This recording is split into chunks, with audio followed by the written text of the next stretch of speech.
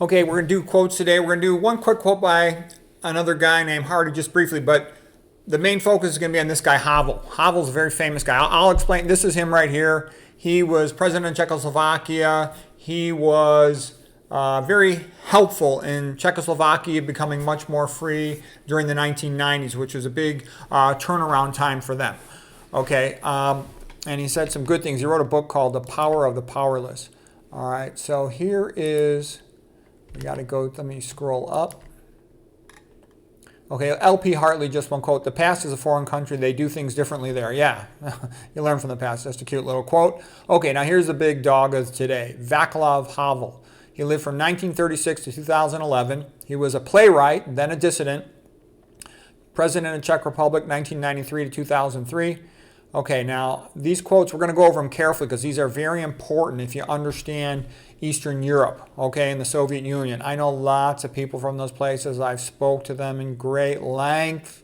Okay, my ex-wife grew up under a communist system, and she knows it, and she actually didn't mind it. But that's because a woman sees things differently than a man, okay?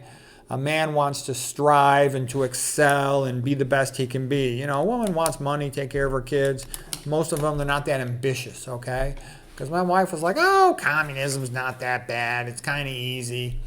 Okay, so anyways, here's what Vaclav Havel has to say. Ideology offers human beings the illusion of dignity and morals while making it easier to part with them. Yeah, they just tell you, you know, you are right in your protest, therefore you can, you know, destroy the people who don't agree with us, okay? So people with an ideology will do very violent things, and that's what Solzhenitsyn had said in Soviet Russia. He says they were given the ideology of communism and it made them feel entitled to kill other people, you know, to put them in the gulag and torture them. Okay, so yeah, having one of these psychopathic ideologies gets people to do a very evil thing. It's like the 1930s in Germany. They go, oh, we're just following orders. Yeah, that's what happens when people pick up an ideology like they have in the public schools. Oh, we're just doing gender-affirming surgery. That's, yeah, you're castrating children, you assholes.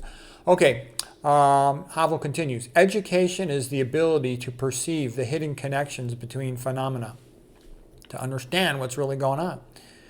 He continues, I have said it so often, if the West does not stabilize the East, then the East will destabilize the West. And that is the idea that it's one or the other. It's either going to be communism or Christian ethics that sort of are the dominant thing in the world. Okay, Christianity is the biggest religion. It's like 2.3 billion people. A lot of the Christians are lazy, stupid, ignorant, and have no clue what's going on. But communism in general has a very smart leadership that gets the best psychologists in the world and figure out how can we destroy a country? How can we destroy a country?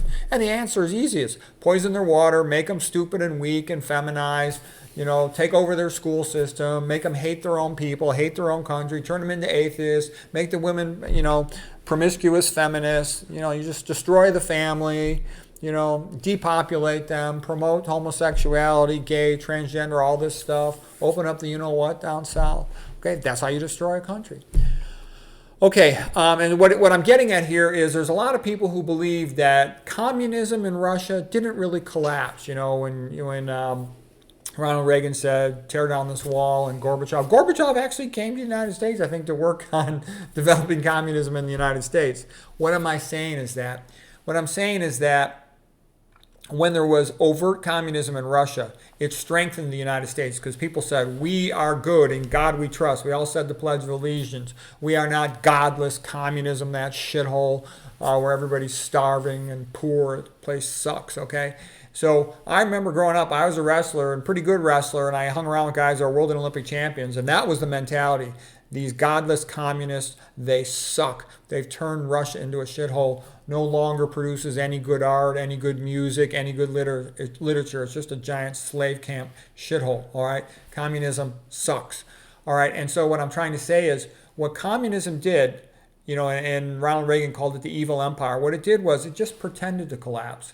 And that put the West to sleep and allowed itself to be feminized and sort of taken over by all this political correctness, multiculturalism, diversity, nonsense, okay? To get rid of meritocracy, to get rid of noble masculinity, to get rid of the idea of the heroic American dream, to pretend that men and women were the same, to destroy the families with no-fault divorce, feminism, encouraging everybody to be promiscuous, hookup culture, etc., etc. The women are paid to destroy their families. And they don't have the self-control and emotional, rational judgment not to do it. I know lots of doctors, female doctors just destroy their families, not just my wife, a lot of other ones. It's like, what the hell did you do that for? And then they end up sad. Oh, I didn't realize. Yeah, right, you stupid idiots. Okay, anyways, we'll continue with Vaclav Havel. So what I'm trying to say is Soviet Eastern Communism collapsed on purpose to put the West to sleep, and the procedure was successful. And Gorbachev came over here and in what seems to me partnered with the Democratic Party, which became the American Communist Party. They pushed all this, skill in brainwashing, gaslighting to feminize the whole country. Look at all the TV shows. They're all feminized. Homer Simpson's wimpy and stupid. And that's like all the leading men, Family Guy, all the other good shows of macho men, they're all gotten rid of. The macho noble man, Mel Gibson, Clint Eastwood, Charlton Heston, they're all pushed out. Sylvester Stallone, all these macho men, okay? And instead we've got all these weasel feminized guys in Hollywood. All right, anyways, continuing. There was always something suspect about an intellectual on the winning side. Yeah, like that's the difference between Jordan Peterson and me, okay? I tell you the truth. I have never bullshitted you. Go through every single one of my videos. I haven't lied to you. Jordan Peterson bullshits. Well, he does say some real good stuff, and he is real smart. He's a good-looking guy. He's a lot better looking than me, taller than me. But Jordan Peterson tells everybody to meat diet. He tells everybody psychiatric medicines are a good thing. Psychiatric medicines are a joke. Meat diet is a joke. He's got all these pictures of communism. He named his daughter after Mikhail Gorbachev. Mikhail, that's just after Mikhail Gorbachev. Whose side is he on? Okay? He's invited on all the Christian channels. No Christian channel will ever invite me. Not one.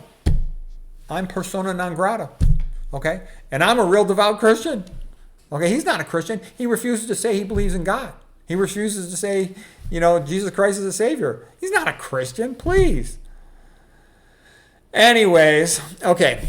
In a communist system, the citizens are forced to live within a lie. Yep, and that's what my ex-wife told me. She says, in communism, you have to lie all day long, every day. She says, you walk into class and you have to salute a picture of Lenin. Okay. She says it's not a big deal. You just lie. You say what you have to say. It's not a big deal. I'm like, that would be a big deal to me. I don't want to have to lie. Okay. I can remember when I was like 11 years old, 12 years old, I went to the movie with my mom and some friends or something. My mom was the babysitter. And she had grown up working in a movie theater for minimum wage when she was young a lot. And she told me to lie. She was just joking, but that's how my mother was. She goes, I was like 12 or 13. She said, say you're 11 so you can get it for cheaper. Okay, and we had lots of money too. She just thought it was funny. She goes, say you're 11. I go, no, Mom, I'm not going to lie. She goes, say you're 11. I go, no, Mom, I'm not going to lie. She just wanted to get an emotional challenge out of it. It was funny. Okay, anyways, that's how it is in a communist system. And I've known other people from communism. They all say that. You just have to lie all the time. You go into the store, there's no bread, there's no food on the shelves. And you say, well, sir, if I gave you some cash, would you maybe be able to find some bread in the back? And the guy says, I don't know, but I'll go look. And all of a sudden he comes out with some bread you can buy for cash. Okay, so in communism, the store owner is paid to, they're given a budget for the month or something. They're not rewarded like in capitalism for providing good service and good products. They're rewarded for, making deals and lying and playing games like that. Okay, so in communism, the citizens are forced to live within a lie and to lie all the time. Okay, so it's like my wife didn't think it was so bad, but I can tell you the men hate it. That's why in communism, tons of men are alcoholics. It's very common to have alcoholics men. As a matter of fact, one time my wife was giving me a hard time. I was in the kitchen table, I was reading a book, and she's like, I can't believe I married a freaking autistic loser. You shouldn't read at the kitchen table. That is so rude, such poor manners. I said, you are wrong. I had just read The History of Poland by James Michener, and what he said was, he said that the aristocrats encouraged their children to read in the kitchen. It's only the peasants who did. So I said to my wife, I am training the children to be aristocrats, and you are training them to be peasants. Okay, and she's like, she said, my family were royalty. I said, oh, bullshit. That's what every Polish, Eastern European girl says. She says, my ancestors were royalty. One of my relatives got cancer, Chernobyl, and my daddy is an alcoholic. I go, you guys all say the same crap. You're full of shit. Okay, so anyways, now here's another quote by Vaclav Havel. You do not become a dissident just because you decide one day to take up this most unusual career. You are thrown into it by your own personal sense of responsibility, combined with a complex set of external circumstances. You are cast out of the existing structure and placed in a position of conflict with them. It begins as an attempt to do your work well, and it ends up with being branded an enemy of society. Yeah, it's just like in the modern world now. If you tell the truth as a teacher, you get fired. If you tell the truth as a doctor, you're not generating money to generate billing codes. You could be ostracized from the system. You tell the truth as a scientist that the corporations are poisoning the public, you get your funding taken away, you get fired. Okay, that's the way modern America has become because atheistic Darwinism has taken it over. Okay, let's continue with Vaclav Havel. He says the post-totalitarian system, it touches people at every step, but it does so with ideological gloves on. That is why the life is so thoroughly permeated with hypocrisy and lies.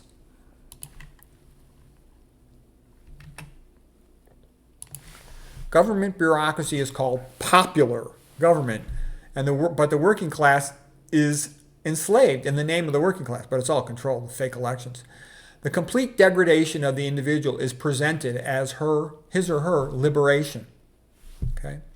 Depriving people of information is called making it available. Yeah, what they do nowadays on the internet is anybody who tells the truth, they say, oh, that person's spreading misinformation. Yeah, that's what they say when somebody tells the truth. Okay, what's another word for conspiracy? Another word for conspiracy is truth. Okay, they use power to manipulate. The use of power to manipulate the public. The use of power to manipulate is called public control of power. The arbitrary use of power is called observing the legal code. Okay. The repression of culture is called its development. When I say, and let me explain, they'll say, oh, National Endowment for the Arts, and they'll support modern art, all this BS and crap, okay? Modern art is an insult and a degradation. That's what I meant by, and then it'll be celebrated on these channels like NPR and PBS. Okay, I know they did show some good programs, you say, back in the 1970s and 80s, but they've gone progressively worse and worse over time. That's why I was glad that they no longer, had gotten taxpayer funding. It's sort of like they take taxpayer funding for the public schools to use that to destroy Christianity, all right? So that's evil, okay? So that's a repression of culture. Christians make all the good art, almost all of it, over 99% of it. The best architecture, the best music, the best literature, the best science, the best sculpture. Whatever they touch, they make it better. Okay, atheism, whatever it touches, it makes it worse. Okay, the expansion of imperial influence is presented as support for the oppressed.